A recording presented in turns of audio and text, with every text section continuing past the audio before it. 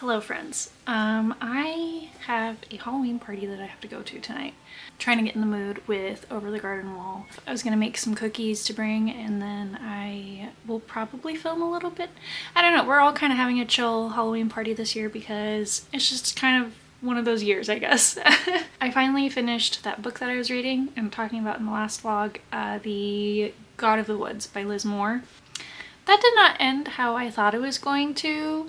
I guess, in a way, it made the culprit unpredictable, but also I think I was so preoccupied with the fact that like the timeline was jumping around all over the place and then the POVs were constantly changing, so I think I was just a little confused. Overall, the book was really good. I really liked the story. I don't know if that's who I would have like gone with as the culprit. Not gonna spoil anything here. I'm glad I was able to finish it instead of waiting until next summer to try and finish it then. But I have now started the next read, which is Grave Flowers by Autumn Krause. This one is a YA, like fantasy, kind of romantic-y kind of vibe, and I don't know if that's really what I want to read right now.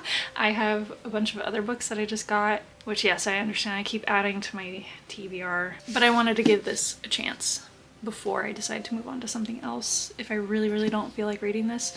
But I like the fact that this author really researches the stuff that she's including in her stories, like setting wise. She has a whole introduction in here, which I can't attest to how accurate that is in this book yet because I haven't gotten very far, but she has a whole author's note about how she based this on Hamlet and the Boleyn family, and she researched like the Tudor period, and she does a lot of research. The other book that I read by her, the Before the Devil Knows You're Here. Wow, I really can't form sentences today. That one was based on folklore, and like she did a lot of research on American folklore specifically. But yeah, I will check back in with you guys when I am on my way to the Halloween party or already there. We'll see.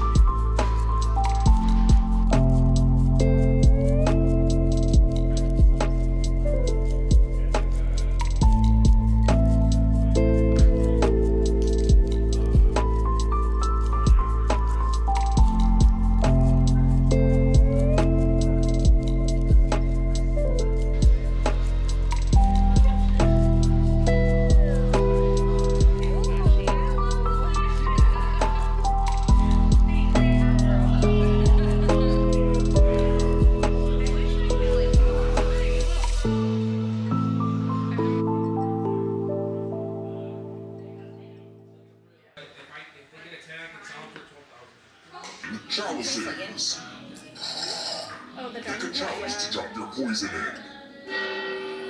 Can you see through that?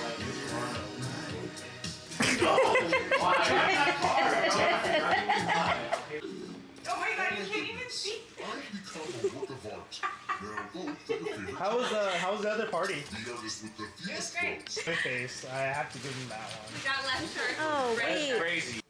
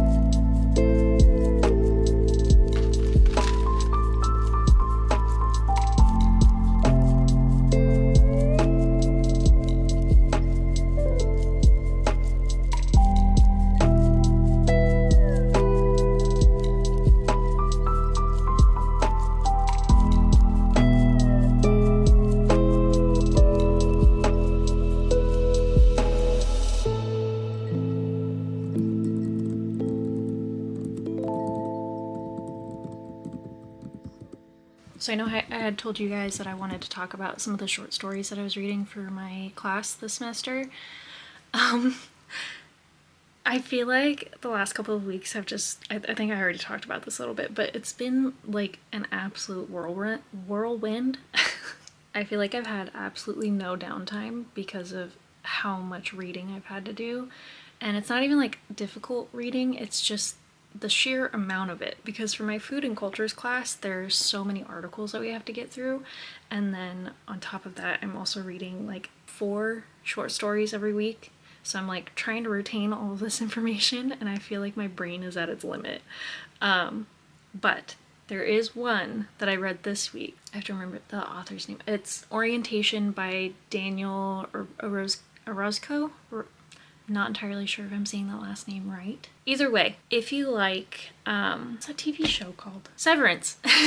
If you like Severance, I feel like this has very similar vibes, but in a short story format, and it's not necessarily Severance in the aspect of like you're separating your conscience or whatever, but it is like a very alternate reality kind of office setting, and it's kind of weird and like strange. It's probably been one of my favorites that we've read in this entire class, but you're like being introduced to this office space, and there's like portions of it where you're getting insight on your coworkers, and they are just some very strange people. Like one of the characters is a murderer, and then you're not allowed in the custodian closet. It's just like it's a very short, strange read. There is a free PDF that I will link below as well. The other thing that I enjoyed this week was actually from my food and cultures class. We had to listen to a podcast. I think poverty stalks many of us. Yeah, it's very close behind and nipping at our heels. And so knowing that, should make you feel, well, I guess people have several reactions, right? They get very defensive, and they hope that their morality will save them and only bad people become poor, or they become more compassionate. They do a lot of discussion on food and politics and how they are kind of intertwined. And this episode that we had to listen to was specifically about shame when it comes to being poor and how that affects the way we see food, how other people see poor people in relation to food, which is very topical right now. But I really enjoyed the podcast. They had a guest speaker on it, but she actually wrote an article about how poor people deserve to taste something other than shame. I think it's a really good read if you want to read the article. Otherwise, I will link the podcast below too, because it was really interesting to listen to her perspective growing up poor and how it still affects her to this day, and how she can kind of sympathize. Not kind of, but how she can sympathize with like people who are dealing with what is going on right now, and how it has changed her relationship with her mom because of everything that happened. Really, really informative, really impactful.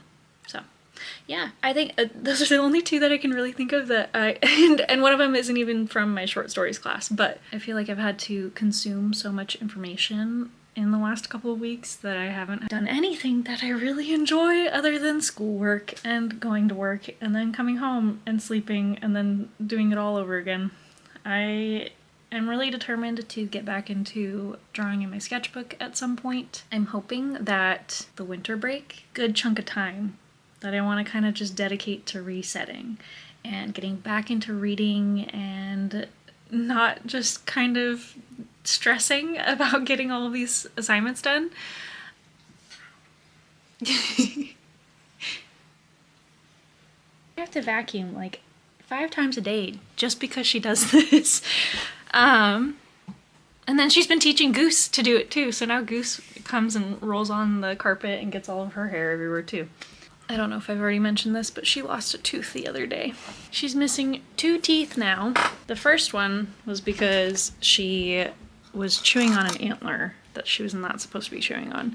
And now she's lost another one, and I think it's because she's getting old, but like, it's still so sad. Just a little baby tooth. She doesn't act like she's in pain at all either, which is like the biggest concern I have. Other teeth aren't loose from what I can tell, because she also will not let me look in her mouth really and like figure out what's going on. I have to get back to what I was doing. I will link those stories and the article in the podcast below.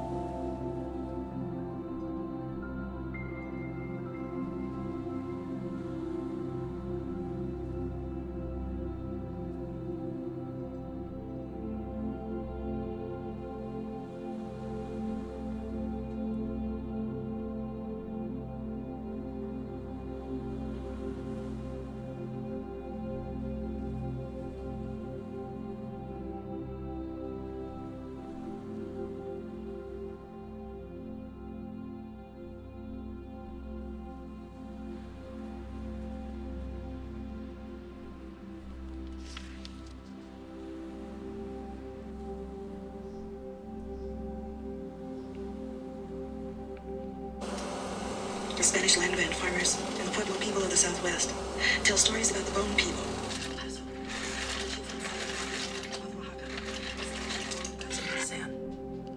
And we need to recover each and every part. As the story tells, you cannot put yourself together.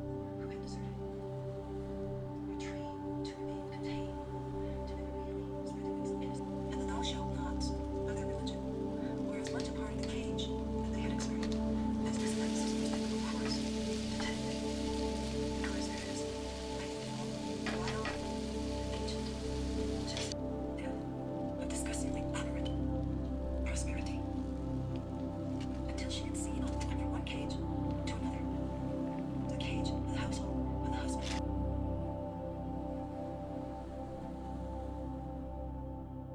So I have been trying to get through this book, and I find the repetitiveness a little bit irritating. I understand the point of it to like really hit home some information and kind of make you think about it, but I don't necessarily enjoy that. I'm like, you can tell me once and I'll get it, thank you. Not with everything, obviously, but I feel like in this case, I get the ideas that she's trying to discuss, and I really don't need it to be written 10 more times within the same chapter kind of thing. But I'm not going to say that it's bad information. It is very interesting to have her relate myths and like the archetypes of a wild woman in stories to like introspective thoughts about yourself. Being able to trust your intuition and just discussion on that, but related to myths. I find it very interesting. So I will be trying to keep reading this book, but I think that I have listened to enough of it today. I still need to get through Grave Flowers. That one I ended up putting down like a week or two ago, and then I did not pick it back up. Because it just, with everything else going on with school right now, I've already mentioned, I feel like my brain was kind of at capacity. This is the first week where I've actually been able to have a Saturday to myself and not be consumed with homework, which is wild. So I've been editing this video for the most part today, and I am going to continue to try and read once I'm done with that. But if you want a shorter version of the book, I would recommend the audiobook version, which I was listening to while making dinner.